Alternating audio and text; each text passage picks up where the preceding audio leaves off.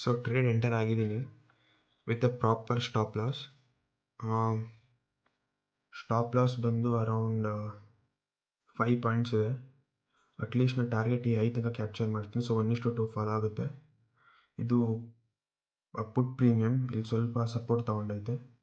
So ನಾನು analysis ಪ್ರಕಾರ ಈ ಟಾರ್ಗೆಟ್ ಕೊಡಬೇಕು, ಇಲ್ಲಾಂದರೆ ಸ್ಟಾಪ್ ಲಾಸ್ ತೊಗೊತೀನಿ. ಐ ಥಿಂಕ್ ಸ್ಟಾಪ್ ಲಾಸ್ ತೊಗೊಬೋದೇನೋ ಈ ಟ್ರೇಡು, ಇಲ್ಲ ಸ್ಟಾಪ್ ಲಾಸ್ ಟ್ರೇಲ್ ಮಾಡಲಾ? ಓಕೆ, ಸ್ಟಾಪ್ ಲಾಸ್ ತೊಗೊಂಡಿದೆ ಟ್ರೇಡು. SL ತೊಗೊಂಡಾದ್ಮೇಲೆ ಟಾರ್ಗೆಟ್ ಕೊಡ್ತೈತೆ. ಸೊ ಇವತ್ತು ಪ್ರಾಫಿಟ್ ಬಂದು ಅರೌಂಡ್ 600 ರುಪೀಸ್ ಇದೆ. ನಾನು ನಿಮಗೆ ಚಾರ್ಟಲ್ಲಿ ತೊಗೊಂಡೋಗ್ತೀನಿ ಹಿಂಗಿತ್ತು. ಫಸ್ಟ್ ಟ್ರೇಡಿಗೆ ಎರಡು ಸೇಮ್ ಸ್ಟ್ರೈಕ್ ಪ್ರೈಸ್, ಒಂದು ಇಂಟರ್ಡೇ ಐತೆ, ಒಂದು ನಾರ್ಮಲ್ ಐತೆ. ಸೊ ನನಗೆ ಫಸ್ಟ್ ಸ್ಟ್ರೈಕ್ ಪ್ರೈಸಲ್ಲಿ SL ಸಿಕ್ತು ಅರೌಂಡ್ 5 ಪಾಯಿಂಟ್ಸ್.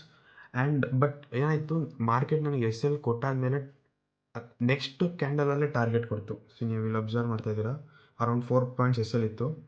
ನನಗೆ ಇದು SL ಮಾರ್ಕೆಟ್ ಕೊಟ್ಟು ಇದೊಂದು ಒಳ್ಳೆ ಟಾರ್ಗೆಟ್ ಕೊಡ್ತು. ಬಟ್ ನಾನು ಅದನ್ನ ಕ್ಯಾಪ್ಚರ್ ಮಾಡೋಕ್ಕಾಗಲಿಲ್ಲ. ಸೊ ನಾನೇನು ಮಾಡಿದೆ, ಸೇಮ್ ಅದೇ ಸ್ಟ್ರೈಕ್ ಪ್ರೈಸಲ್ಲಿ ತಿರ್ಗಾ ರೀಎಂಟ್ರಿ ಮಾಡಿದೆ ವಿತ್ ಡಬಲ್ ದ ಕ್ವಾಂಟಿಟಿ. ಯಾಕೆಂದರೆ ನಾನು ಸ್ವಲ್ಪ ಸ್ಟ್ರಾಂಗಾಗಿ ಕನ್ವಿಕ್ಷನ್ ಆಗಿದ್ದೆ ದಟ್ ಓಕೆ, ಮಾರ್ಕೆಟ್ ಇದರಲ್ಲಿ ಈ ಪ್ರೈಸ್ ಸ್ಟ್ರಕ್ಚರ್ ಏನು ಅನಾಲಿಸಿಸ್ ಮಾಡಿದ್ದೆ ಇದರಲ್ಲಿ ಮೂವ್ಮೆಂಟ್ ಕೊಡಬೇಕಿತ್ತು ಅಂತ. So based on that analysis only movement ಕೊಡ್ತು. ಬಟ್ ನಾನು ಅದನ್ನು ಕ್ಯಾಪ್ಚರ್ ಮಾಡೋಕ್ಕಾಗಿರಲಿಲ್ಲ. ಇಲ್ಲಿ ಡಬಲ್ ಕ್ವಾಂಟಿಟಿಲಿ ಎಂಟರ್ ಮಾಡಿದೆ. ಸೇಮ್ ಆಲ್ಮೋಸ್ಟ್ ಒಂದು 7 to 8 ಪಾಯಿಂಟ್ ಕ್ಯಾಪ್ಚರ್ ಮಾಡಿದ್ದೀನಿ. 7 to 8 ಪಾಯಿಂಟ್ ಕ್ಯಾಪ್ಚರ್ ಮಾಡಿರೋದ್ರಿಂದ ನೆಟ್ಟು ಗ್ರೀನಲ್ಲಿ ಕ್ಲೋಸ್ ಮಾಡ್ತಾಯಿದ್ದೀನಿ. ಸೊ ನನಗೇನಂತಂದರೆ ನನ್ನ ಮೇನ್ ಇಂಟೆನ್ಷನ್ ಈಗ ನಾನು ಕನ್ಸಿಸ್ಟೆಂಟಾಗಿ ಪ್ರಾಫಿಟ್ ಮಾಡಬೇಕು. ಮೇ ಬಿ ಜಾಸ್ತಿ ಮಾಡಿದರೂ ಪರವಾಗಿಲ್ಲ, ಅಟ್ಲೀಸ್ಟ್ ಕನ್ಸಿಸ್ಟೆಂಟಾಗಿ ಪ್ರಾಫಿಟ್ ಮಾಡೋದು ನಾನು ಕಲಿತ್ರೆ I can easily hold the trade for longer duration.